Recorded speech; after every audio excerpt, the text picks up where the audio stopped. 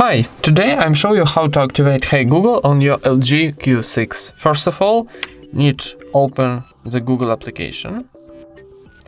After that, in the right corner, click More.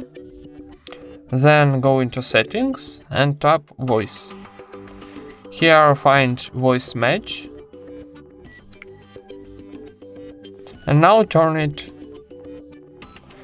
Then need give access for this assistant. Agree to voice match. I agree. And Hey Google is ready. And that's it. Thank you for watching. Leave thumbs ups and subscribe to our channel.